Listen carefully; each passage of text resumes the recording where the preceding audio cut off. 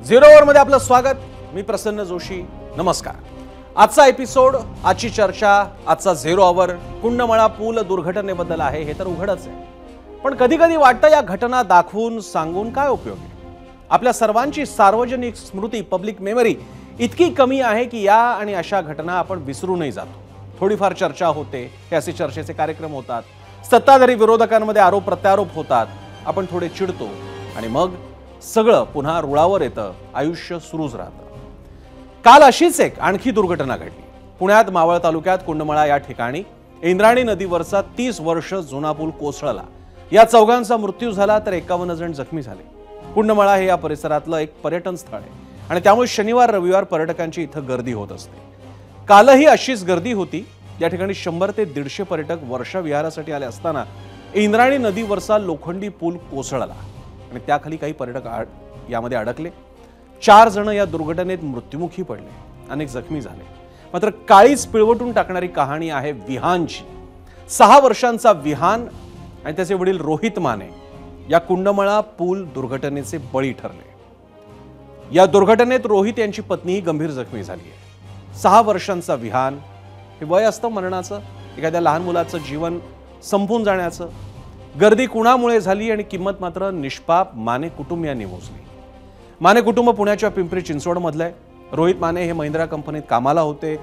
सुट्टी असल्यामुळे पत्नी आणि मुलासह कुंडमळा इथं ते फिरायला आले होते. माने कुटुंबीय आले, तसंच अनेक मित्रमंडळी, जोडपी, असं कोण कोण त्या पुलावर आलं होतं. कुंडमळाचा हा पूल म्हणजे काही शहरातल्या फ्लायओव्हर किंवा फुटओव्हर ब्रिज सारखा नव्हता. म्हणजे जणू काही शहरातले फ्लायओव्हर ब्रिज किंवा फुटओव्हर ब्रिज अतिशय भक्कम आहेत आणि तुटत नाहीत, पडत नाही असं नाहीये, पण किमान सिमेंट कॉन्क्रीटचे असतात, किमान त्याच्यावरती काही एक वचक असतो आणि त्याच्या पडण्याची तुलनेनं शक्यता कमी असते, कारण काही एक आधारभूत किती प्रमाणात वजन वाहिलं जाईल याचा एक ठोकताळा असतो. मात्र आधीच मोडकळीस आलेला आणि धोक्याची पाटी लावलेला हा पूल, कुंडमळाचा पूल, इतक्या लोकांचं वजन पेलू शकला नाही. पूल कोसळू लागला आणि होत्याचं नव्हतं झालं. काही दिवस चर्चा होईल, मृतकांच्या कुटुंबियांना आर्थिक मदत दिली जाईल, लोक विसरून जातील. मात्र विहानच्या आईला परत न आलेला आपला जोडीदार आणि आपल्या चिमुकल्या विहानची आई ही हाक पुन्हा ऐकू येणार नाही. ते दुःख माने कुटुंबीय आणि अशीच माणसं गमावलेली अन्य कुटुंबीय त्यांना एकट्यानं सहन करावं लागणार आहे. आणि बुलेटिनमध्ये पुढे जाण्यापूर्वी याच विषयाच्या अनुषंगाने आपण एक प्रश्न पाहणार आहोत आणि अपेक्षा आहे की तुम्ही त्या प्रश्नाला प्रतिसाद द्याल. त्यासाठी जो आहे मीडिया सेंटरला की पोल सेंटरला आमच्या की आजचा हा प्रश्न, ज्यामध्ये आपण व्यवस्थेला आणि काही प्रश्न तर तुम्हाला सुद्धा आहेत, आपण विचारतोय. इंद्रायणीवरचा लोखंडी पूल धोकादायक झाला होता तर फक्त सूचना देऊन आणि बंदची पाटी लावून प्रशासनाची जबाबदारी संपते का? पुन्हा एकदा प्रश्न आपल्यासाठी. इंद्रायणीवरचा लोखंडी पूल धोकादायक झाला होता तर फक्त सूचना देऊन आणि बंदची पाटी लावून प्रशासनाची जबाबदारी संपते का? तुम्हाला या प्रश्नाचं उत्तर देता येणार आहे होय किंवा नाही म्हणून. त्यासाठी तुम्ही आमच्या एक्स अकाउंटवरती, फेसबुक, इंस्टाग्राम, युट्यूबवर जाऊ शकता. एबीपी माझाच्या तिथे हा प्रश्न असेल. खाली 2 पर्याय असतील, त्यापैकी कोणताही पर्याय तुम्ही निवडू शकता. कार्यक्रमाच्या शेवटी आपण त्याचा पोल पाहू आणि त्याचप्रमाणे तुम्ही कमेंट सुद्धा जर का कार्यक्रम करत असताना सुद्धा देत असाल तर निवडक कमेंट्स आपण नंतर मीडिया सेंटरला पाहणार आहोत. पुढे जाण्यापूर्वी मी आठवण करून देऊ इच्छितो, मगाशी मी म्हणालो तसं की काय पहिली वेळ नाही आणि आपण विसरून जातो आणि त्याची आठवण तुम्हाला मी करून देणार आहे. मी आठवण करून देणार आहे त्या दुर्घटनांची ज्या याच काही दिवसात किंवा यापूर्वी घडल्यात, ज्या सामान्य माणसांनी जीव गमावले किंवा लोक जखमी झाले. आता तुम्हाला आठवत आहेत का? पहा, मी तुम्हाला आम्ही व्हिडिओ आता तुम्हाला सगळे दाखवणार आहोत. मुंब्रा रेल्वे दुर्घटना आता काही दिवसांपूर्वी झाली होती, सामान्यच माणूस मेला त्यामध्ये. सरस्वती पूल दुर्घटना काही वर्षांपूर्वी, सरस्वती ही कोकणातल्या एका नदीवरचा पूल कोसळून अशाच प्रकारे अपघात झाला. एक एसटी बस पडली होती, त्यामध्ये सुद्धा माणसं मेली. एल्फिन्स्टन ब्रिज चेंगराचेंगरी, आठवतंय? 2017 सालची गोष्ट आहे. मुंबईतला एल्फिन्स्टन ब्रिज, तिकडे तर काही कोसळी पण झाली नव्हती. गर्दी अचानक इतकी वाढली की चेंगराचेंगरी झाली आणि घुसमटून काही माणसं त्यामध्ये मेली. छत्रपती शिवाजी महाराज पादचारी पूल, छत्रपती शिवाजी महाराज टर्मिनसच्या बाजूचा पादचारी पूल होता, फुटओव्हर ब्रिज होता, तो पडला.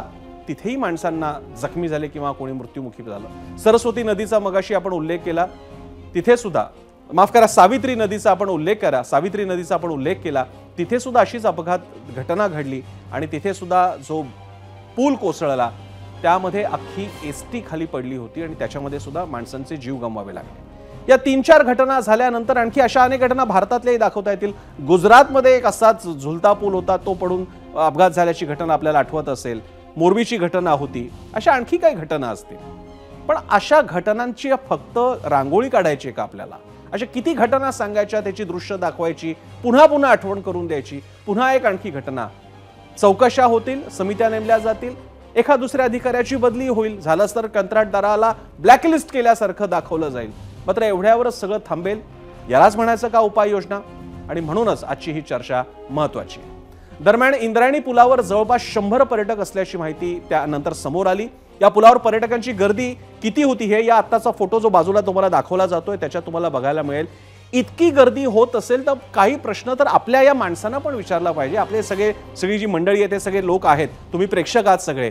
मला सांगा, इतका जुना पूल तुम्हाला डोळ्यांनी दिसतोय, एवढी प्रचंड गर्दी तिकडे असेल, तिकडे बाहेर स्पष्ट शब्दातला बोर्ड लावलेला की हे धोकादायक आहे, तरी सुद्धा गर्दी करत असतील तर काही प्रश्न आपण स्वतःला विचारणार की नाही? ट्रॅफिकवरती शासन काय उपाय शोधताय ते सोडून द्या, पण स्वतःची गाडी त्या ट्रॅफिकमध्ये आणखी घुसवायची नसते, ही तर जाणीव आपल्याला पाहिजे. इंद्रायणी नदीवरील पूल धोकादायक असल्याचा फलक लावण्यात आला होता, मात्र पर्यायी मार्ग नसल्यानं स्थानिकांना याच पुलाचा वापर करावा लागला. आता ते स्थानिक आहेत, आपण गावकऱ्यांबद्दल नाही बोलतो, त्यांची ती गरज आहे, त्यांची ती मजबुरी आहे. पण कुंडमळा दुर्घटनेला जेव्हा बाकीचे सगळे मंडळी येतात, जेव्हा त्यांना तिकडचा भूगोल माहीत नाही, परिस्थिती माहीत नाही, तेव्हा मात्र हे सवाल उपस्थित होतात. आता मृतांच्या कुटुंबियांना 5 लाखांची आर्थिक मदत जाहीर झाली आहे. जखमींच्या उपचाराचा खर्च राज्य सरकार करतायत. या प्रक्रिया अशाच होत राहतील. दरम्यान मुख्यमंत्री देवेंद्र फडणवीसांनी पूल दुर्घटनेबाबत काय प्रतिक्रिया दिली आहे पाहूया. 10 जूनला कंत्राट दिल्यानंतर काम जरी सुरू झालं असतं तरी एवढ्या लवकर तर तो पूल झाला नसता. याच्यामध्ये जिल्हाधिकाऱ्यांनी हा जो पूल आहे हा धोकादायक आहे अशा प्रकारची घोषणा केली होती. गावकऱ्यांनीही तिथे पाटी लावली होती की हा पूल धोकादायक आहे. दुर्दैवाने पर्यटक त्या ठिकाणी आले, काही प्रमाणात अनेक वेळा अशा गोष्टींकडे फार लक्ष आपण देत नाही, म्हणजे कोणाची चूक नाही आहे त्याच्यामध्ये, पण किंवा इतका तो कमकुवत झाला असेल असं कदाचित त्यांच्या लक्षात आलं नसेल, त्यामुळे पर्यटक त्या ठिकाणी गेले. आता यानंतर ही घटना घडली पुणे जिल्ह्यात. पालकमंत्री आहेत अजित पवार, त्यामुळे अजित पवार पूल दुर्घटनेची जबाबदारी घेणार का असा प्रश्न विचारताना शिवसेना उद्धव बाळासाहेब ठाकरे पक्षाचे नेते खासदार संजय राऊतांनी त्यांच्या खास शैलीत सरकारवर हल्लाबोल केला आहे. महाराष्ट्रामध्ये हे नवीन सरकार आल्यापासून पनवती लागली, त्याच्यामुळे या सरकारला केंद्रात आणि महाराष्ट्रात पनवती सरकार म्हणायला हरकत नाही. पनवती सरकार सातत्यानं अपघात, घातपात, दहशतवादी हल्ले सुरू आहे. कालच्या दुर्घटनेची जबाबदारी अजितदादा पवार पालकमंत्री म्हणून आपण घेणार आहात का की झटकून टाकणार आहात? कारण तुम्हाला मी काल काहीतरी एक पाहिलं, एका पत्रकाराला दम देत होते, त्यांना सगळंच माहीत असतं.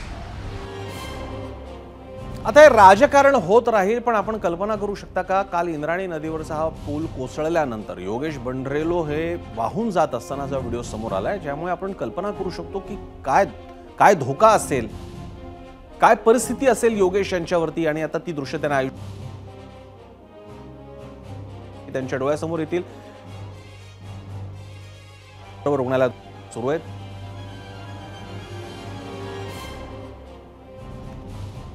आम्ही मंदिराला पाय पडायचं म्हणून त्या पुलावरून निघालो आणि पुढे इतकी गर्दी झाली आणि तो पूल अक्षरशः हलत होता. असं इतकं जड म्हणजे त्या पुलाला सहन झालं नाही आणि तो अक्षरशः पूल पडला लोकांच्या गर्दीमुळं, टू व्हीलर घालण्यामुळं, नको ते गोष्ट त्या ठिकाणी करण्यामुळं ते पूल अक्षरशः कळलं. माझ्यासमोर 3 लोक मेली माझ्यासमोर. ते पुलाचे जे रॉड होते ते त्यांच्या पाठीवर पडून ते अक्षरशः त्यांचे मणका तुटले. इतकी बेकार परिस्थिती होती. ज्यावेळेस पूल पडला त्यावेळेस मी तर अक्षरशः डोळे बंद करून घेतले की मी जिवंत राहील का मरेल. दोघेही जण आम्ही वाचलो. आम्ही अक्षरशः मृत्यू डोळ्यासमोरून पाहिला. पूल पडण्यासारखा नव्हता, पण तिथं जास्त लोकांची गर्दी झाल्यामुळे तो पूल पडलेला आहे. कारण की स्थानिक लोक जास्त करून किती 1-2 बाईक असेल किंवा 4-5 लोक असेल येऊ जाऊ शकत होते त्याच्यावरनं. काय एवढा म्हणजे धोकादायक नव्हता. पण इथं सोशल मीडियाद्वारे कुंडमाळ्याचा वाढता प्रचार आणि वाढती पर्यटकांची संख्या, त्याच्यामुळं या ठिकाणी जास्त गर्दी झाली व हा पूल पडला. या ठिकाणी बेगडेवाडी स्टेशन आहे आणि या स्टेशनला दुधाच्या गागरी घेऊन जाण्यासाठी हा सोयीस्कर मार्ग होता. पण तो पायी मार्गासाठी होता, पादचाऱ्यांसाठी होता की दुचाकी स्वारांसाठी पण होता? पायी मार्गासाठी होता, परंतु त्याच्यातून दुचाकी जाण्यासारखी जागा असल्यामुळे लोक त्याचा वापर दुचाकी घेऊन जात होते. आणि ह्या ठिकाणी बऱ्यापैकी गवळी आणि शेतकऱ्यांसाठी पूर्वीच्या काळी पुण्याला किंवा पिंपरी चिंचवडला भाजीपाला नेण्यासाठी आणि दूध सांगोर्डी असेल, कानेवाडी असेल, इंदोरीतील काही लोकलला जाणारे व्यक्ती असतील त्यांच्यासाठी हा पर्यायी रस्ता होता. खरं किती लोक असतील, विद्यार्थी पण असतील, ते या ठिकाणून प्रवास करत होते? तसं म्हणलं तर कॉलेजला जाणारे कानेवाडी म्हणा, सांगोडे म्हणा किंवा इथे आजूबाजूच्या वस्तीवर, इंदोरी परिसरातील आजूबाजूच्या वस्तीवरचे जे काही लोक असतील, ज्यांचे विद्यार्थी असतील, ते पर्यायी कॉलेजला वगैरे जाण्यासाठी ह्या रस्त्याचा उपयोग करत होते. दरम्यान कुंडमळा दुर्घटनेनंतर मनसे अध्यक्ष राज ठाकरे यांनी काही गंभीर मुद्दे उपस्थित केलेले आहेत. ते पाहूयात आपण कोणते हे मुद्दे आहेत. ते राज ठाकरेंनी उपस्थित केलेले मुद्दे. राज ठाकरेंचे सरकारला सवाल, पूल धोकादायक होता तर पूर्ण प्रवेशबंदी का केली नाही? आणि हा प्रश्न अनेकांच्या मनात येतोय की सरळ पूर्ण प्रवेशबंदी का केली नाही, सरळ बंदच ठेवायचा होता. दुसरा मुद्दा आहे, धोकादायक पूल पाडून नवा पूल का बांधला नाही? आता या बाबतीत नंतर उपप्रश्न आहेत. टेंडर कधी निघालं होतं, मुद्दा कधी निघाला होता, आधीचे मंत्री चव्हाण होते, त्यांनी काय संकेत दिले होते, आदेश दिले होते? बचाव कार्य वेगानं सुरू आहे म्हणण्याचा प्रसंग का येतो? हा राज ठाकरेंनी एक प्रश्न विचारलाय. दरवेळी काय झालं, बचाव कार्य सुरू आहे, समिती नेमली जाईल, अभ्यास केला जाईल. सरकारचे इतके विभाग आहेत, ते नक्की काय करतात? हाही प्रश्न आहे. जिल्हा विकास मंडळ असतं, जिल्हा परिषदेचे सीईओ असतात, तळापर्यंत रुजलेली प्रशासकीय व्यवस्था आहे, सार्वजनिक बांधकाम विभाग आहेत, यांच्यामध्ये काही देवाणघेवाण का होत नाही? हा मुद्दा आहे त्यातला. आणि सरकारी विभाग धोकादायक पुलांची तपासणी का करत नाहीत? खास करून पावसाळ्याच्या काळात हे सगळा फीडबॅक हा स्थानिक पातळीवरनं गेला पाहिजे, हे होत का नाही? दरवेळी अपघात घडल्यानंतर आपल्याला कशी काय जाग येते? म्हणून आम्ही मगाशी जो सावित्री नदीवरचा पुलाची घटना दाखवली ती याचसाठी की असे दाखले आपल्या समोर होऊन गेलेले आहेत, तरी आपल्याला शहाणपण का नाही सुचत? आणि धोकादायक पुलांची दुरुस्ती किंवा ते बंद करण्याचं नियोजन करता येत नाही का? हा साधा प्रश्न आहे. जर का तो धोकादायक आहे तर तो पूर्ण प्रवासाला, वाहतुकीला बंद पाहिजे. एक माणूस चालव, नाही तर 10 माणसं चालव, नाही तर 100 जावत, पण ते होत नाहीत आणि मग ही अशी घटना घडते. अशी खात्री नाहीये. 100च्या ऐवजी फक्त 5 जण जरी त्या पुलावर असती आणि त्या पाण्याच्या प्रवाहामुळे तो पूल पडलाच नसायची कोणती खात्री नाहीये, मग तो बंद का नाही केला असं राज ठाकरे विचारतात.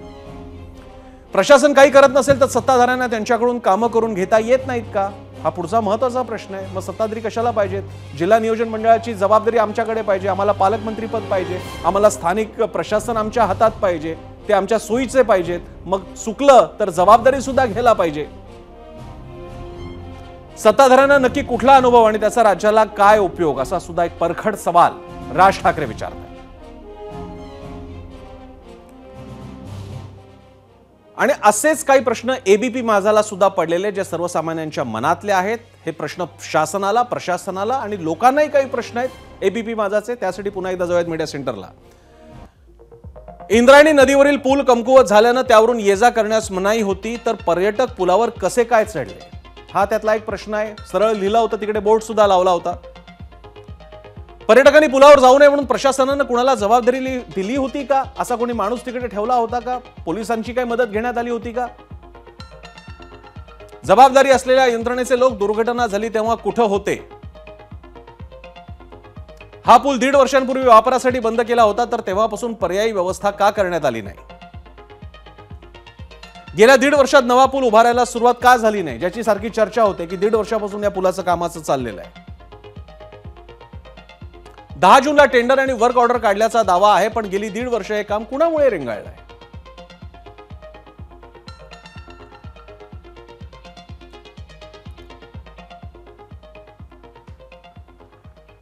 आणि यानंतर नेहमीप्रमाणे आपण जाणार आहोत तुमच्या लोकांच्या प्रतिक्रियांकडे, प्रेक्षकांच्या प्रतिक्रियांकडे. त्यासाठी आपण पुन्हा एकदा जाऊयात मीडिया सेंटरला आणि जाणून घेऊयात लोकांच्या काय प्रतिक्रिया आहेत, त्यांचं काय म्हणणं आहे या कुंडमळा पूल पडण्याच्या प्रकरणाबद्दल.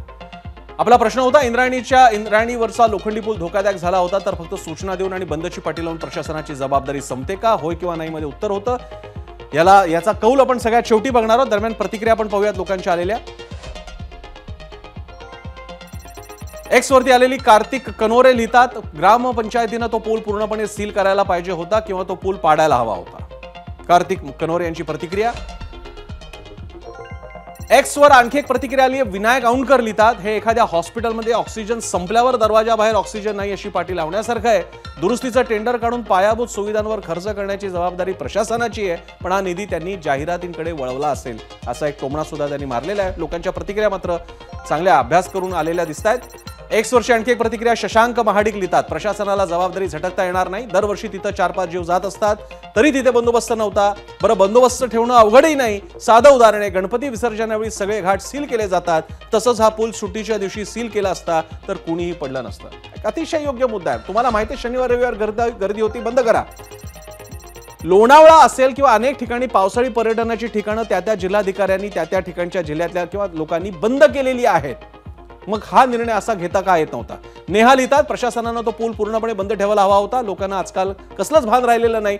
फोटो सेल्फीच्या नादात लोकांना तिथला बोर्ड कुणी पाहिला नसेल आणि प्रशासन सरकारला नंतर बोल लावावेत ते बाजूलाच राहू द्या. पुढची प्रतिक्रिया एक्स वरती आलेली तानाजी थोरात यांची. इंग्रज आजही त्यांनी आपल्या देशात बांधलेल्या धरणं, इमारती, पुलांच्या कालबाह्यतेची पत्र लिहून माहिती देतात, पण आपल्या शासनाला किंवा पत्र वाचून निर्णय घेण्यासाठी दुर्घटनेची वाट पाहावी लागते. तानाजी थोरात लिहितात, अतिशय बरोबर आहे हा मुद्दा. इंग्रज परदेश पुन्हा गेल्यानंतर सुद्धा आपण बांधलेल्या ब्रिजची गॅरंटी देतात, संपल्यानंतर ते सांगतात आम्हाला आम्ही स्वतः बांधलेल्या पुलांची खात्री देता येत नाही. दिलीप पवार लिहितात, प्रशासनाची चूक नाही, लोक बेशिस्त आहेत. युट्यूबवरती त्यांची कमेंट आलेली आहे एबीपी मदाची. अतिशय बरोबर कमेंट, ही पण बरोबर आहे. 3 बोटं आपल्याकडे पण आपल्याला दाखवावी लागतील. अक्षय सूर्यवंशी लिहितात युट्यूबवरती, आमच्या पाट्या लावल्या तरी लोक जातात आणि मरतात, त्यांना स्वतःच्या प्राणांपेक्षा सेल्फी महत्वाचे वाटतात. वाईट वाटतं याचं, वाईट वाटतं की असल्या काही लोकांच्या आग्रहामुळे तिकडे आज माने कुटुंबियांवरती किती दुर्दैवी प्रसंग ओढवलेल्या या गर्दीमुळे. प्रसाद माने लिहितात, पूल धोकादायक आहे हे प्रशासनाला आधीच माहिती होतं, त्याचे नवीन बांधकाम केलेलं नाही म्हणून ही दुर्घटना घडलेली आहे. यानंतर युट्यूबवरती एक कमेंट आलेली अक्षय काळे यांची, जर पूल धोकादायक स्थितीत होता तर बोर्ड लावण्यापेक्षा पर्यटन स्थळाची गर्दी बघता तो वेळीच दुरुस्त का केला नाही. हा अनेकांच्या मनातला प्रश्न आहे. पूल माहित होता तुम्हाला, दुरुस्ती नीट झालेली नाही तर करायची होती. इन्स्टावरती भास्कर बहाड लिहितात, फक्त पाठी लावली म्हणजे जबाबदारी संपली असं नाही, त्यांनी तातडीनं नवं काम सुरू करायला हवं होतं. लोकांचा साधारण कल हा प्रशासनाला ते जबाबदार ठरतायत. अक्षय चव्हाण लिहितात, लोकांची पण जबाबदारी आहे, तिथलं बोर्ड डोळ्यांना दिसत असूनही लोकांनी तो बोर्ड न दिसल्यासारखं करत पुलावर गर्दी केली. इन्स्टावरती आलेली भाग्यश्री माटे लिहितात, आपले काही नैतिक जबाबदारी आहेच, शासनाची चूक आहेच, पण जीव कोणाचा गेला, आपला ना की शासनाचा, मग आपली काळजी आपण नको का घ्यायला. हा मुद्दा मात्र असं वाटतं की कुटुंबियांनी सुद्धा, जे कुटुंबांसह कुठे आपल्या पर्यटन स्थळी जातात त्यांनी मात्र ही काळजी घ्यावी यापुढे हा धडा बघून. उदय पाटील लिहितात, आता काय सूचना द्यायला गौतमी पाटीलला उभं करायचं का, लोक वेडे झालेत, अशा ठिकाणी फिरायला जातात आणि नको तसे स्टंट करतात, मग काय होणार आहे असं उदय पाटील यांनी लिहिलेलं आहे. फेसबुकवरती कमेंट आली आहे महेश गायकवाड यांची, सूचना देऊन आणि पाट्या लावून जबाबदारी संपत नाही, पण त्या ठिकाणी जाणाऱ्या पर्यटकांची जबाबदारी ही असते की धोक्याच्या सूचना केलेल्या ठिकाणी जाऊ नये. आणि या कमेंट जर का तुम्ही पाहिल्या तर अशा प्रकारे धोक्याच्या सूचना फक्त या कुंडमाळापाशी नव्हत्या. कोकणामध्ये अनेक ठिकाणी समुद्रामध्ये आधीच बोर्ड लावलेले असतात की पाणी खोल आहे किंवा या किनाऱ्याचा अंदाजा येत नाही, भरतीची वेळ सुरू आहे, पोहायला जाऊ नका. काही समुद्र किनारे तर पर्यटक याच्यासाठी नाहीच आहेत. नदीपात्रांच्या बाबतीत सुद्धा असे बोर्ड लावलेले असतात, पण लोक ऐकत नसतील तर काय करावं, प्रशासन कुठे कुठे कमी पडणार आहे, हाही प्रश्न अगदीच नाकारून चालणार नाही. यानंतर आपण जाऊयात गेस्ट सेंटरला. आपल्यासोबत मान्यवर आहे, त्यांच्याकडे आपण जाणार आहोत. माझ्यासोबत असतील महेश झगडे, जे माजी प्रशासकीय अधिकारी आहेत आणि त्यांना आपण प्रशासनाच्या बाबतीतले काही प्रश्न विचारणार आहोत. याशिवाय सुनील शेळके, जे स्थानिक आमदार आहेत तिथले, त्यांना सुद्धा आपल्याला विचारायचं आहे. याशिवाय थोड्याच वेळात शशिकांत शिंदे, जे इंदोरीचे तिकडचे स्थानिक सरपंच आहेत. बादल सिंधराम, जे दुर्घटनेत बचावलेले पर्यटक आहेत. रुपाली ठोंबरे, राष्ट्रवादीच्या नेत्या, अजितदादांच्या पक्षाच्या, आणि रोहित पवार, राष्ट्रवादी काँग्रेस शरदचंद्र पवार पक्षाचे आमदार आणि नेते. सगळ्यांचं स्वागत. मी पहिल्यांदा शेळकेंकडे जातो, त्यानंतर झगड्यांकडे जाईन. शेळकेजी, माझा पहिला प्रश्न आहे, तुम्ही स्थानिक आहात, तुमचं पहिलं विश्लेषण काय की कशामुळे झालं असेल? आमच्या प्रतिक्रियांमध्ये येत आहेत, लोक म्हणतात लोकांच्या चुका आहेत, प्रशासनाने लक्ष दिलं नाही, नुसतं बोर्ड लावून काय होतंय, तुमचं काय आकलन आहे याबाबतीत? नाही, घटना घडली नक्कीच दुर्दैवी आहे. परंतु मी कालही सांगितलं, आजही आपल्या माध्यमातून सर्वांना सांगू इच्छितो की ज्या पुलाची उभारणी केली होती तो पूल तिथल्या स्थानिक शेतकऱ्यांना पायी मार्ग किंवा पादचारी पूल म्हणून त्या पुलाची उभारणी केलेली होती. शेतकऱ्यांनी फक्त त्या पुलावरनं जाणं येणं करणं याकरता तो पूल होता. परंतु काल शनिवार आणि रविवार 2 दिवस मोठ्या प्रमाणामध्ये त्या ठिकाणी पर्यटक आले. पर्यटक जवळपास 3 ते 5 हजार एवढ्या संख्येनं पर्यटक होते आणि पर्यटकांना ज्या पुलावरती जाण्याकरता निर्बंध घातले होते किंवा ज्या पुलावरती आपण जाऊ नये अशा पद्धतीने फलक लावले होते, तरीसुद्धा मोठ्या प्रमाणामध्ये पर्यटक त्या पुलावरती उभे होते. काही टू व्हीलर घेऊन देखील पर्यटक त्या पुलावरती असलेला आपण पाहिलं. आणि ज्या पुलाला कमकुवत आहे किंवा जो पूल आपल्याला वापरासाठी नाही आहे हे सांगितलं जाते, त्या पुलावरती एवढ्या मोठ्या संख्येनं जर पर्यटक गेले नसते तर ही दुर्दैवी घटना घडली नसती. परंतु या पुलाच्या बाजूला नव्यानं देखील राज्य सरकारच्या माध्यमातून आम्ही मागच्या वर्षी नवीन पूल मंजूर केला. त्याची वर्क ऑर्डर देखील देण्यात आली आहे आणि त्या पुलाचं काम थोड्या काही दिवसांमध्ये सुरू देखील होईल. नाही आमदार साहेब, तसे तर हा मुद्दा तुम्ही सांगायचा प्रयत्न केलेला आहे, पण काही मुद्दे तर तुम्हाला सुद्धा विचारावे लागतील आणि ते प्रश्न मी अर्थातच विचारेन. मी महेश झगड्यांकडे आता चाललेलो आहे, जे प्रशासक राहिलेले आहेत आणि अनेकदा त्यांनी म्हणजे विशेषतः ज्या बड्या वैद्यकीय मेडिकल रिलेटेड काही प्रॉडक्ट्स बनवणाऱ्या कंपन्या आहेत त्यांना सुद्धा त्यांनी अंगावर घेतलं होतं आणि शासनाची कधी पर्वा केली नाहीत असे अधिकारी राहिलेले आहेत. महेश झगडेची इथे एक प्रश्न प्रशासनाच्या बाबतीत जरा आम्हाला समजावून सांगा. प्रशासनाला माहीत असतं, सार्वजनिक बांधकाम विभागाच्या स्थानिक जो कुठला इंजिनियर पातळीचा माणूस असेल त्याला माहीत असतं, सीओ जिल्हाधिकाऱ्यांचे त्यांना त्यांचे रिपोर्ट येत असतात, जिल्हा नियोजन मंडळ सुद्धा आहेत आणि खाली आमदार खासदारांसारखी मंडळी आहेतच. मग इतकी सगळी यंत्रणा असताना आणि फीडबॅक सिस्टीम असताना एक पूल इतका धोकादायक होतो, तिकडे एवढी गर्दी होते, पण कुणीही त्याच्या बाबतीत कम्युनिकेशन करत नाही आणि असा अपघात घडतो, हे कसं शक्य होतं? प्रसन्न, यामध्ये असं आहे की आपण लोकांना कायमस्वरूपी ब्लेम करतो आणि ब्लेम करावाही, कारण त्यांना वाचता येतं आणि ते वाचून मग त्यांनी ते केलं नाही पाहिजे. ठीक आहे, इथपर्यंत ठीक आहे. पण मग आपण ज्या यंत्रणेवरती 30, 40, 50% शासकीय आपण जो कर घेतो लोकांच्याकडून त्याच्यावरती खर्च करतो, त्या यंत्रणेची काही जबाबदारी आहे किंवा नाही? बरोबर. आता ही नेहमीप्रमाणे आपण हे राजकारण्यांना दोष देणं, त्यांना पंचिंग बॅग केलेलं आहे, त्यांची जबाबदारी आहे. पण त्यांचं काही 24 तास काम नसतं, त्यांनी फक्त त्याच्यामध्ये लोकप्रतिनिधी म्हणून काम करतात. त्यांनी प्रशासनाला नियंत्रण केलं पाहिजे, पण प्रशासनाची स्वतःची जबाबदारी आहे की नाही? खरं. सचिव सार्वजनिक बांधकाम विभाग किंवा सचिव ग्रामविकास विभाग हे राज्यामध्ये काय चाललेलं आहे याची त्यांची काही त्याच्यामध्ये त्याचं सोयीस्वरूप आहे किंवा नाही? आता ही जी घटना घडली याच्यामध्ये हा जिल्हा परिषदेने बांधला होता का हा दोन मुद्दा आहे. सार्वजनिक बांधकाम विभागाने बांधला होता, पण तो प्रशासकीय यंत्रणेने बांधला होता. म्हणजे तिथे कोणीतरी ज्युनियर इंजिनियर आहे, तिथे कोणीतरी उपअभियंता आहे, त्याच्यावरती अधीक्षक अभियंता आहे, अशी ती उतरंड आहे. त्यामुळे अशा घटना घडू नयेत ही त्यांची स्थानिक पातळीवरची त्यांची जबाबदारी आहे, ती त्यांना टाळता येणार नाही. आणि मी तो म्हणतो की ही जर जबाबदारी आपण जर लोकांच्यावरती टाकली तर या देशामध्ये जे काही खेकड्याने किंवा तुमचे धरणं फुटतात किंवा अमुक नाही होतं तमुक नव्हतं, म्हणजे लोकांनी कर द्यायचा आणि त्याच्यावर कोणी बघायचंच नाही. मला असं वाटतं की हे खरं म्हणजे पळपुटेपणा आहे की प्रशासनाला खरं म्हणजे लोकप्रतिनिधी जाब विचारलाच पाहिजे की तुम्ही काय करत होते. आता ह्या पुलाच्या बाबतीमध्ये मी तुम्हाला एक सांगतो की हे शेतकऱ्यांच्यासाठी जरी असला ते अशा पद्धतीने पाहिजे की मग तिथे इतर कोणीच जाता कामा नये, अशी काहीतरी व्यवस्था तिथे करण्याची गरज आहे. लोकांचे प्राण इतकेही असे हे झालेले नाहीत की ते कोणी यावं आणि कुठे मृत्यू पावावं. आता याच्यामध्ये सगळ्यात महत्वाचं मी तुम्हाला एक सांगतो की इथे तो पूल बांधला होता कारण शेतकऱ्याच्यासाठी, आता नवीन तिथे पूल बांधताय. मी ज्यावेळेस महानगर आयुक्त होतो PMRDA मध्ये, त्यावेळेस मी ज्यावेळेस सर्वे करत होतो, मला तिथे एक मोठा याच नदीवर इंद्रायणी नदीवरती एक पूल 2 लेनचा अतिशय मोठा पूल तिथे बांधलेला आहे आणि त्या पुलाच्या दोन्ही बाजूला रस्तेच नाहीये. म्हणजे खर्च तुमच्याकडे पैसे आहे, पण या प्रशासनाने अशा ठिकाणी खर्च केलाय की तिथे अजूनही मला वाटतं माहित नाही की दोन्ही बाजूला रस्ते झाले की नाही. पण अशा पद्धतीचा निर्बुद्धपणे गुन्हेगारी वृत्तीने काम करण्याचं हे प्रशासन निर्डावलेलं आहे आणि त्याच्यामुळे मग असे मृत्यू होतात आणि मग अशा प्रतिक्रिया येतात की लोकांना वाचता येत नाही कारण त्यांनी तिथे काय. ठीक आहे, लोक असतील तसे, प्रशासन म्हणून ही व्यवस्था कोलमडून पडली आहे का? आणि राजकारणी एकमेकावरती ब्लेम करत राहणार की आणि ते बरोबर पण आहे, पण प्रशासनाला आपण कधीतरी जाब विचारणार आहोत की नाही मोद्या काही औषधामुळे लोक मेले, कोणी चुकीच्या अन्नामुळे मेले किंवा कुठे मोठा ऍक्सिडेंट झाला, हे सगळं घडत असताना मग हे प्रशासन काय करताना जोपर्यंत प्रशासनाला हे लोकप्रतिनिधी जाब विचारत नाहीत आणि यांच्यावरती गुन्हे दाखल करत नाहीत, मला वाटतं की तोपर्यंत हे प्रकार असेच चालू राहतील. हा मुद्दा मात्र अतिशय महत्वाचा आहे. मात्र असे गुन्हे दाखल होत नाही अशी दरवेळी मागणी झालेली आहे. रस्त्यावरच्या खड्ड्यांच्या वेळी मागणी झालेली आहे की गुन्हे दाखल करावेत, काय कंत्राटदारांवरती गुन्हे दाखल करावे. त्याचं पुढे काय होतं कल्पना नाही, ब्लॅकलिस्ट केलं जातं, ते सुद्धा किती काळ केलं जातं. नंतर ती व्यक्ती काय करते, शेवटी ब्लॅकलिस्ट माणसाला नाही केलं जात, त्याच्या फर्मला केलं जातं, तर ती फर्मचं नाव बदलून टाकतो, वेगळी कंपनी करतो, कोणाला तरी भागीदार करतो आणि पुन्हा बिझनेसमध्ये सेटल होतो. तो वेगळा विषय ठरेल. मी पुन्हा एकदा जातोय शेळकेंकडे. शेळकेजी, माझा आणखी एक प्रश्न आहे, तो म्हणजे या पुलाची दुरवस्था अशी आहे, तुम्ही सुद्धा स्थानिक आमदार आहात, तुम्हाला माहित होतं का आणि यावरती तुम्ही काय प्रयत्न केले होते? शेळकेजी. मी 2019ला विधिमंडळाचा सदस्य किंवा एक आमदार लोकप्रतिनिधी म्हणून निवडून आलो आणि त्यावेळेला राज्याचे तत्कालीन मुख्यमंत्री आदरणीय उद्धवजी ठाकरे साहेब होते.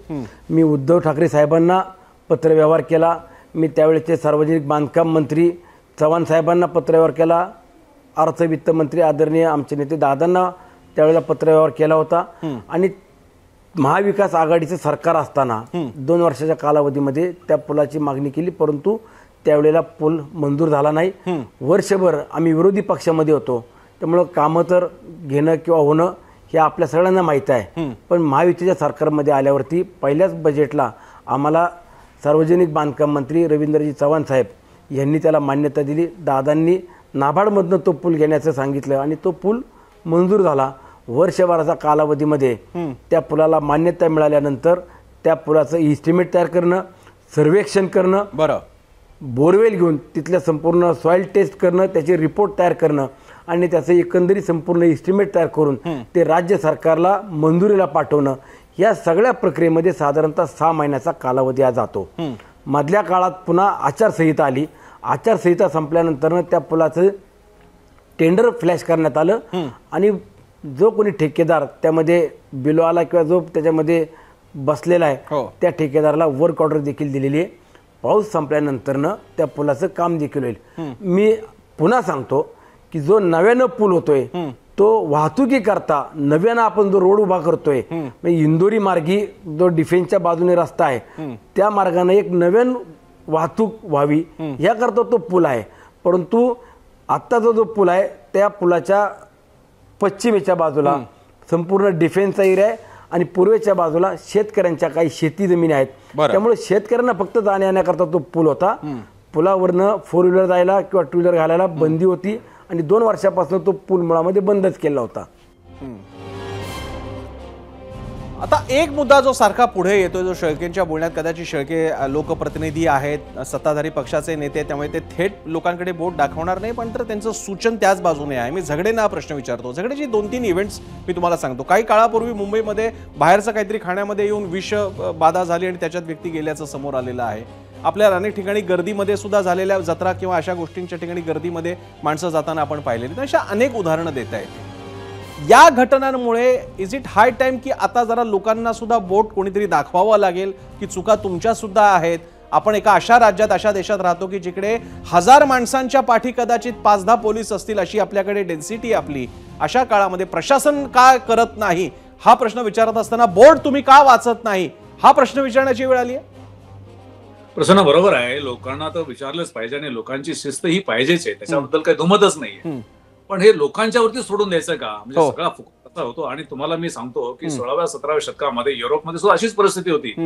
पण तेथील प्रशासनाने इतकं शिस्तबद्धपणे आणि कडक कायदे राबवायला सुरुवात केली आणि प्रशासन राबवायला सुरुवात केलं, त्यामुळे परिस्थिती सुधारते. केवळ लोकांनी चांगलं वागून चालत नाही. आता म्हणजे खरं म्हणजे की हे सगळा जर विषय जर काढायचा म्हटला तर मुंबईमध्ये एक तुमचं होर्डिंग पडलं. आता त्या लोकांची चूक काय, त्यांनी शिस्त काय पाळायची त्याच्यामध्ये? पुण्यामध्ये होर्डिंग पडलं, 6 लोक गेले एका चौकामध्ये सिग्नलवरती, त्यांनी त्याच्यामध्ये काय करायचं?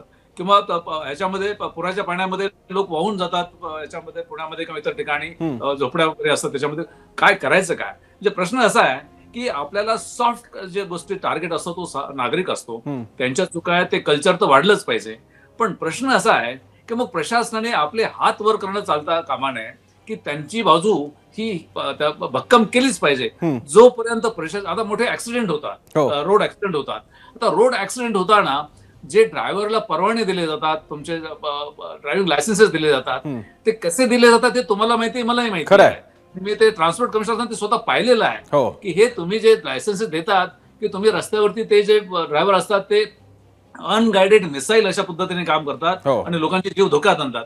त्यामुळे कुठेतरी मला असं वाटतं, आणि ते हे मी काही थेरेटिकल सांगत नाही, प्रशासनाने जर चांगलं वागायचं ठरवलं आणि त्यामध्ये केलं तर मला वाटतं परिस्थिती सुधारेल. लोकांनी तर वागावं, पण नुसतं लोकांनी वागून चालणार नाहीये. त्याच्यामध्ये प्रशासनाने खरं म्हणजे की त्याच्यामध्ये नेतृत्व घेतलं पाहिजे. हे असं होणार आहे, असं झालं पाहिजे. आता हा जो पूल पडला, त्या पूल पडला तिथे फक्त पादचाऱ्यांच्यासाठीच आहे, शेतकऱ्यांच्यासाठीच आहे. हे तिथे त्यांनी कोणीतरी निक्षुणपणे तिथे केलं पाहिजे. आणि ज्यावेळेस तो पूल पूर्णपणे निकामी झाला होता तो बंदच केला पाहिजे होता. ज्यांनी बंद केला नाही, ज्यांनी तिथे बोटसेपेपणाची भूमिका घेतली, त्या व्यक्तीला खरं म्हणजे की याच्यामध्ये निश्चितपणे शिक्षावले. पण कोणाचा जीव काही असा हे येत नाही की ते गेले, त्यांनी जायला नको पाहिजे होते, त्यांना वाचता नाही आलं का.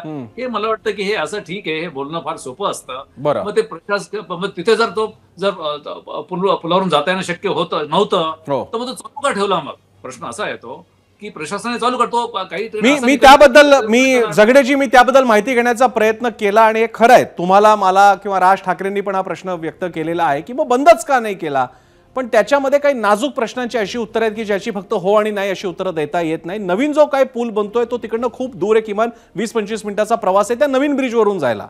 आणि प्रश्न असा की माणसाला एक अंगवळणी पडलेली सवय असते आणि ते सगळ्यात जवळचं असतं, म्हणून तिथून स्थानिक प्रवास करत होते. स्थानिकांची संख्या गिव्हन कंडिशन त्या पुलावरनं 10-15च्या पलीकडे होत नव्हती. यावेळी मात्र जो फोटो आम्ही सध्या दाखवतोय एबीपी माझावर, जवळपास 100 माणसं जर का घुसली असतील, हा फोटो बघा तुम्ही, तर मात्र काय करायचा हा प्रश्न आहे. याच्यात समर्थन कुणाचं नाहीये, पण ती माणसं तरी काय करणार. असे व्हिडिओज आहेत की अनेकदा भारताच्या अतिशय दुर्गम भागामध्ये मुली किंवा मुलं शाळेत जात असताना कुठेतरी बोटीतूनच जात आहेत, दोरीवरनं चालत जात आहेत, खाली तलाव आहे. आता त्याच्यात उद्या जर का पडले तर बोट दाखवते, तर तुम्हाला करायला कोणी सांगितलं, पण पर्याय नाहीये म्हणून त्यांना करावं लागतं.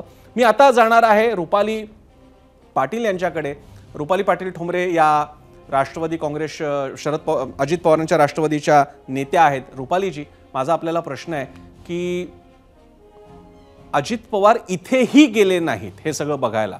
म्हणजे जेव्हा पुलवामा प्रकरण, पहलगाम प्रकरण झालं होतं त्याच्यानंतर एक मोठी चर्चा झाली, काय असेल बाकीचं. पण ग्रामीण भागात घडलेली घटना आहे, लोकांचे जीव गेलेले आहेत आणि अजित पवार सगळीकडे जातात. वस्तुतः आश्चर्य वाटण्यासारखं आहे, अजित पवार सगळीकडे जातात. परवा बारामतीत ते दिसले, त्यांनी रखडपट्टी पण काढली अधिकाऱ्यांची, मग इथे का नाही गेले. एक आपण लक्षात घ्या, कालची जी घटना झाली ही अत्यंत दुर्दैवी आहे. ती घटना झाल्या तेथील आमदार सुनील अण्णा शेळके ही सर्व शासकीय बचाव यंत्रणा घेऊन तिथे स्वतः होते. त्याच्यानंतर पुनर्वसन मंत्री मकरंद पाटील होते आणि अजित दादा, आम्हाला सुनील अण्णा आपल्या सोबत आहेत, त्यांना विचारा, सतत प्रशासनाशी फोनवरनं त्यांच्या चर्चा चालू होत्या, बोलणी चालू होती. सगळ्यात महत्वाचं, ही घटना घडल्यानंतर बचाव कार्य तातडीने सुरू होणं गरजेचं होतं. ते बचाव कार्य सुरू करण्यात आलं. कारण का जसा हा पूल तुम्ही मगाचपासून सांगताय की हा फक्त पादचारींसाठी होता, तर हो, हा फक्त पादचारींसाठी होता. अचानकपणे एवढे पर्यटक आल्यानंतर निश्चितच तो पूल कोसळला. परंतु लक्षात घ्या की सरकार याच्यातनं जबाबदारी झटकू शकत नाही, ते झटकतही नाहीये.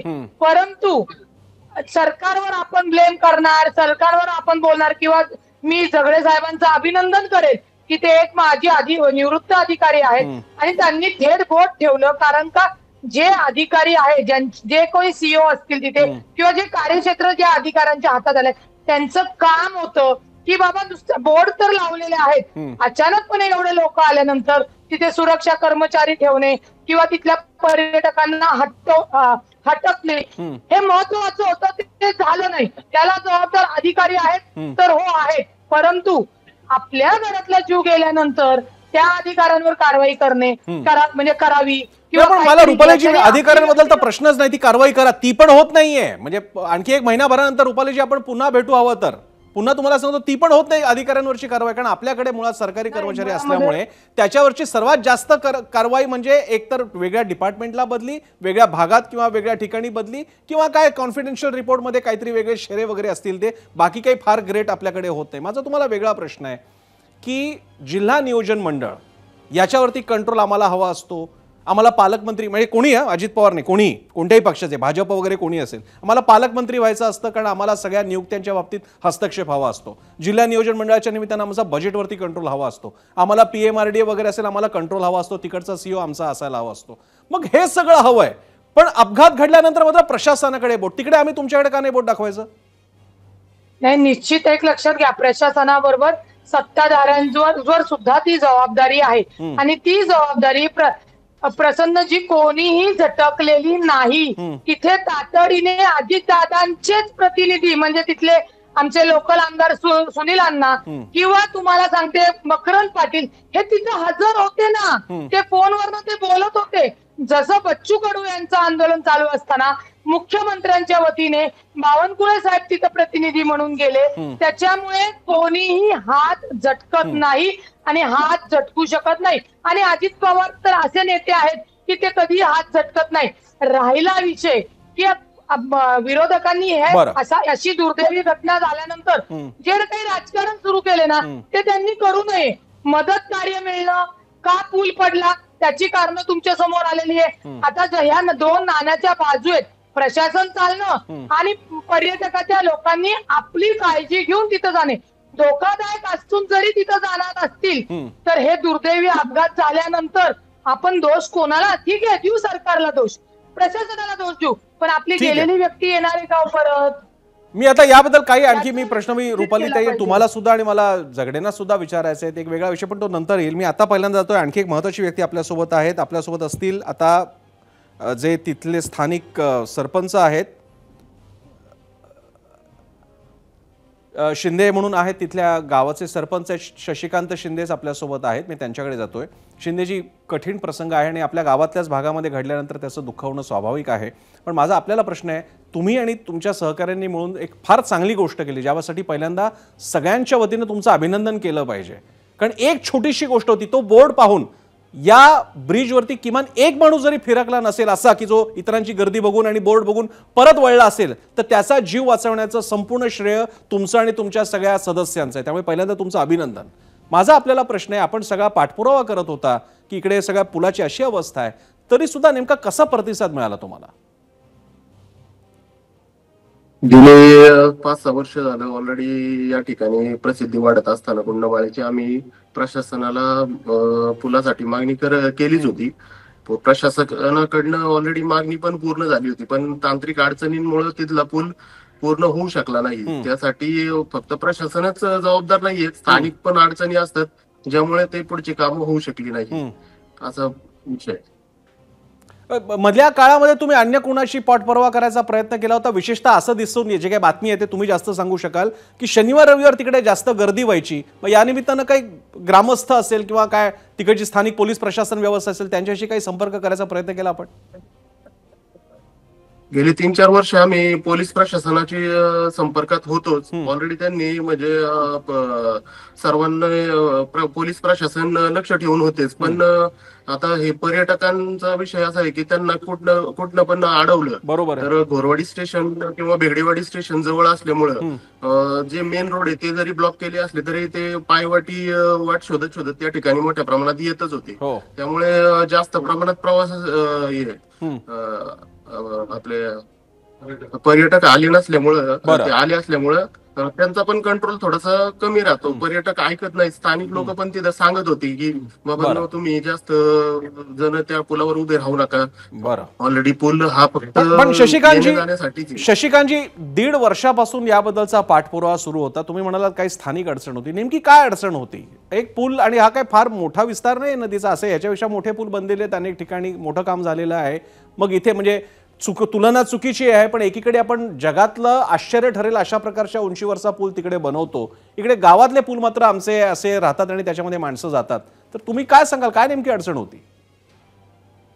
नेमकी अडचण अशी होती की ज्या ठिकाणी आता सध्या पूल आहे त्या ठिकाणी समोरच्या बाजूला म्हणजे इंदोरीकडनं पलीकडे जाताना डिफेन्स एरिया असल्यामुळे तिथं समोरच लगेच याची भिंत येत होती, संरक्षण भिंत.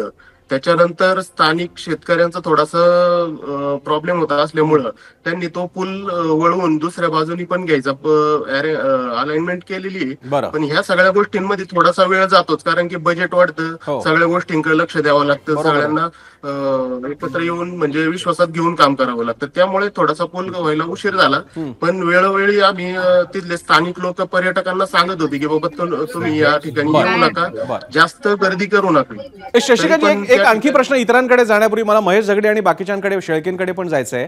एक प्रश्न आमच्या सगळ्यांच्या मनात आहे, राज ठाकरेंनी पण तो विचारलेला आहे, पण तुम्ही स्थानिक आहात, तुम्ही सांगा की जर का पूल वापरासाठी अयोग्य होता, धोकादायक होता, तर पुलावर बोर्ड लावला यासाठी कौतुकच आहे, पण संपूर्ण बंदच का नाही केला? त्याच्यामध्ये समजा ज्या काटेरी जाळ्या मिळतात लोखंडाच्या, त्याच सगळ्या टाकून ठेवल्या असत्या, बोर्ड लावून बंद करून टाकला असता, दोन्ही बाजूचे एंट्रन्स बंद केले असते, तर काय हरकत आहे? आज आम्ही स्थानिक लेवलला जर पाहिलं गेलं तर तसं जास्त प्रमाणात लोक आल्यामुळं पूल तुटलेला आहे. तर त्या ठिकाणी जर 3-4 लोक जात असतील किंवा 10-15 लोक जात असतील किंवा 4-5 टू व्हीलर येण्या जाण्यासाठी, मेन म्हणजे हा साखव पूल हा पायी वाट जाण्यासाठी तिथल्या कुंडमाळा इंदोरी भागातील तसेच कानेवाडी सांगरोडी या भागातील शेतकरी असतील, दूध व्यावसायिक असतील, तसेच कॉलेजचे विद्यार्थी असतील, यांच्यासाठी तो महत्वाचा पूल होता. तो पर्यटनासाठी नव्हताच पूल मेन म्हणजे. बरोबर आहे, अतिशय महत्त्वाचा. तिथले स्थानिक लोकांना त्या ठिकाणी सर्व पर्यटकांना समजून सांगत होते, पण त्यांचे पर्यटक म्हणायचे की हा काही तुमच्या मालकीचा पूल नाहीये, आरेरावीची भाषा करून ते पर्यटक स्थानिक लोकांशी वाद घालायचे. त्याच्यामुळे मग म्हणजे स्थानिक लोक पण मग जास्त लक्ष द्यायचं सोडून दिलं होतं. शशिकांतजी, तुमचा अतिशय मुद्दा महत्वाचा आहे. म्हणजे या अख्ख्या कार्यक्रमात एक वाक्य बाजूला काढायला सांगितलं तर शशिकांत शिंदेचं हे वाक्य, हा पूल पर्यटनासाठी नव्हता पण उपयोग त्याचा पर्यटनासाठी होत होता. आता त्याच्याशी निगडीत पर्यटकांची बाजू घेणारा एक प्रश्न मी नंतर झगडेंना विचारणार आहे. त्यापूर्वी मी जातोय पुन्हा शेळकेंकडे. मला त्यांना प्रश्न विचारायचा आहे. शेळकेजी, आता जो आपल्याला आपले सरपंच सांगत होते, ही गर्दी बाहेरच्यांची का स्थानिकांची का दोघांची मिक्स होती, या बाबतीत काय? कारण हा सारखा मुद्दा येतोय, माणसं एकत्र जमली एवढाच मुद्दा नाही, ही माणसं नेमकी कुठली होती? तुमचं काय आकलन आहे या बाबतीत शेळकेजी? नाही, स्थानिक त्या ठिकाणी कोणी नव्हतं. जवळ मला जी माहिती मिळाली त्यामध्ये एक 8-10 लोक फक्त त्या परिसरामध्ये स्थानिक पुलाच्या किंवा आजूबाजूच्या परिसरामध्ये होते, आणि काही आमचे कातकरी आदिवासी समाजाचे बांधव त्या धरणाच्या बाजूला मासे पकडत होते. ज्यांनी काल काहींना वाचवलं किंवा जे पाण्यामध्ये पडले त्यांना बाहेर काढलं, ते काही आमचे बांधव त्या ठिकाणी होते. जवळपास 99% हे बाहेरचे पर्यटक, ते पुणे शहरातले असतील, पिंपरी चिंचवड शहरातले किंवा आजूबाजूच्या परिसरातले पर्यटक त्या ठिकाणी, हे जवळपास 99% त्या ठिकाणी होते. पण मग शेळकेजी, मगाशी मी जो शशिकांत शिंदेना प्रश्न विचारला तोच की पूल पूर्ण बंद का नाही करण्यात आला, रस्ते का नाही अडवण्यात आला? पूल बंदिस्त होता. पुलाचा आपण जर काल पाहिला असेल तर पुलाच्या सेफ्टी करता काही जाळ्या पण उभ्या केल्या होत्या. जर कोणी आता कदाचित शेतकरी जरी जात असेल तर त्याच्यावर जाण्यासाठी सुरक्षितकरता देखील केला होता. आणि ज्या बाजूने जातात, ज्या बाजूने येतात किंवा दोन्ही बाजूने जाण्याने करतायत, त्या दोन्ही बाजूला फलक लावलेले होते, बॅरिकेटेड लावले होते, बॅरिकेटेड काढले. ठीक आहे, मला बेसिक मुद्दा तुमचा लक्षात आला. मी आता झगडेंकडे एक प्रश्न घेऊन जातो. झगडेची एक प्रश्न आता जरा पर्यटकांची बाजू घेऊन मी तुम्हाला विचारणार आहे. पावसाळा आला की स्वाभाविकपणे जी माणसं परदेशात जाऊ शकत नाही ती जातात आमच्या आजूबाजूच्या परिसरामध्ये. मग मुंबईमध्ये असेल तर कोणी पालघर डहाणूला जातं, लोणावळ्याला जातं, पुण्याची माणसं तर पुणे जिल्ह्यामध्ये तर भरपूर ठिकाणं आहेत, आणि त्यांनी जाऊन न करून करणार काय? शनिवार रविवारच्याच फक्त सुट्ट्या असतात, सिंहगड वगैरे बंद करून टाकला जातो. म्हणजे जिकडे खरं तर पर्यटनासाठी व्यवस्था उभारली पाहिजे, तर आमचं प्रशासन काय करतं की आपल्यावरती कुठला अपघात घडू नये, आपल्या अंगावर येऊ नये, तर बंद करून टाका. ही आमचे जिल्हाधिकारी आणि आमचे सगळे वरिष्ठ अधिकारी असतात, त्यांच्यासाठी सगळ्यात सोपा मार्ग म्हणजे ऍक्सेस बंद, जबाबदारी पोलिसांवर. कोणी आता घुसले तर बोर्ड पोलिसांकडे, कारण प्रशासन म्हणायला मोकळं की आम्ही जागा बंद केली होती. माझा झगडेजी आपल्याला एक प्रशासनाचा प्रतिनिधी म्हणून प्रश्न आहे, लोकांनी आनंद घ्यायचा नाही, लोकांनी जायचं नाही. लोक कुंडमाळाला का जातात? त्याचं कारण बाकीच्या जागा भरलेल्या असतात. लोकांना वाटतं की कुंडमाळाला आपल्याला मोकळी जागा मिळेल तुलनेनं. तुम्ही कुंडमाळा आपण म्हणतोय, तुम्ही जर का लोणावळ्याला गेला, तुम्ही जर का या काळात सिंहगडाला गेला तर याच्यापेक्षा जबरदस्त गर्दी असते. सिंहगडाचा सगळा रस्ता गाड्यांनी भरलेला असतो. मग माझा तुम्हाला पर्यटकांच्या बाजूने प्रश्न आहे झगडेजी, त्या लोकांनी काय करायचं? प्रसन्न एक आहे की याच्यामध्ये दोन महत्वाच्या गोष्टी आहेत. एक तर महाराष्ट्रातल्या किंवा भारतातल्या लोकांना की पर्यटनाविषयीचे जे स्थानिकरित्या तसे फार ऑपॉर्च्युनिटी असतात, आणि हे ऑपॉर्च्युनिटी संधी वाढवाव्यात म्हणून खरं म्हणजे शासनाने त्यांचे विभाग तयार केलेले आहेत की पर्यटन विभाग, आणि या पर्यटन विभागाचंच काम आहे की लोकांना जास्तीत जास्त प्रमाणे अशा प्रकारच्या सुविधा उपलब्ध करून द्याव्यात. हो आता हा जो एरिया येतो तो PMRD विभागामध्ये येतो. बरोबर आहे. मी त्यावेळेस PMRDचा तिथे हे होतो, चीफ होतो, त्यावेळेस PMRD हे केवळ आणि केवळ सगळ्यात जास्त त्या एरियामध्ये की पर्यटन वाढीचा एक क्षेत्र व्हावं या दृष्टीने त्याचा आराखडा तयार करायचा, म्हणजे त्यांना सुविधा द्यायच्या. खरं म्हणजे की याच्याकडे दोन गोष्टीने बघायचं असतं. एक तर लोकांना सुविधा, लोकांना त्याच्यामध्ये की आनंद मिळण्यासाठी, कारण याच्यासाठी की तुमचं आयुष्य जगणं म्हणजे किंवा काम करून पैसे कमावणं यापर्यंत नाही, आनंद मिळण्यासाठी. आणि दुसरी महत्वाची गोष्ट म्हणजे की पर्यटनामध्ये जो मोठा रोजगार तयार होतो तो इतर कशामध्येही होत नाही. बरं, की कारखानदारीमध्ये होत नाही, सेवा क्षेत्रामध्ये इतकं पर्यटनामध्ये काही काही राज्यांचं किंवा देशाचं पर्यटन हेच अर्थार्जनाचं किंवा तुमच्या GDPचं मोठे आहे. त्यामुळे ह्या भागामध्ये सगळ्यात जास्त कुठं कॉन्सन्ट्रेट केलं पाहिजे प्रशासनाने, तर अशा शोधून काढल्या पाहिजे जागा आणि त्या जागावरती तुम्ही जाऊन जगण्याची. नेमकं जो हा मानवी विचार तुमच्यासारखा माणूस करतोय तो मात्र आपलं प्रशासन करत नाही. त्यांच्या दृष्टीने असं काही झाल्यानंतर ती जागा बंद करून टाकणे, तिकडचा प्रवेश बंद करणे. म्हणजे मी नाव नाही घेणार त्या अधिकाऱ्याचं, कारण वरिष्ठ IAS अधिकारी आहेत, त्यांनी अशा ठिकाणं डायरेक्ट म्हणजे 1 ऑगस्ट का 30 ऑगस्ट पर्यंत बंद करून टाकलेली आहेत. मग उद्या जर का पुणे जिल्हाधिकाऱ्यांनी ठरवलं की पुणे जिल्ह्यातील सर्व किल्ले हे सगळ्या पर्यटकांसाठी बंद असतील, रायगडवाल्यांनी रायगडचे बंद करून टाकावेत, मग लोकांनी करायचं काय? घरामध्ये फक्त OTT प्लॅटफॉर्मवरती बघायचे. झिरोवर तर किती काळ बघणार ना, एखाद्या वेळी बघू शकतात, दरवेळी तर बघणार नाही, त्यांना बाहेर जायची इच्छा होईल. म्हणून माझा प्रश्न आहे की या बाबतीत एक मोठा प्रश्न हा आपल्याला शासनाला सुद्धा विचारावा लागेल की मग या लोकांनी करायचं काय? दर शनिवार रविवारी हा एवढा मोठा क्लास की ज्याच्याकडे एक्सपेंडेबल इन्कम आहे, पैसा खर्च करायची ताकद आहे, गाड्या पण आहेत, त्यांनी जायचं कुठे? त्याची उत्तरं देऊ शकणार नसाल तर कुंडमळाला जाणाऱ्या लोकांकडे सुद्धा बोट दाखवता कामा नये. आणि फक्त आम्ही बोर्ड लावला होता म्हणून त्यांनी जायचं नव्हतं असं विचारता येणार नाही. शशिकांत शिंदेनी बरोबर केलंय, पण उद्या ते स्पष्टीकरण शासनाने द्यायचं नाहीये, त्यांना पर्यटनावरती सुद्धा भर द्यावा लागेल. अतिशय महत्त्वाच्या विषयाला आपण सगळ्यांनी वेळ दिला, सगळ्यांचे आभार. नेहमीप्रमाणे कार्यक्रमाच्या शेवटी आपण जाणार आहोत पोल सेंटरला पाहण्यासाठी आजचा प्रश्न आणि त्याला तुम्ही दिलेला प्रतिसाद. आजचा आपला प्रश्न होता, इंद्रायणी नदीवरचा लोखंडी पूल धोकादायक झाला होता तर तिथं सूचना देऊन आणि फक्त बंदची पाटी लावून प्रशासनाची जबाबदारी संपते का? 9 ते 10 हजार आम्हाला प्रतिक्रिया किंवा पोलला मतदान आलं आणि होय म्हणतायत 24%, पण 76% लोकांना वाटतंय की प्रशासनाची जबाबदारी इथे संपत नाही. आता या कौल आणि त्याचा अर्थ प्रशासनासाठी ठेवूयात, आपण मात्र इथेच थांबूयात. 0 ओव्हरमध्ये. ABP माझा, उघडा डोळे बघा नीट.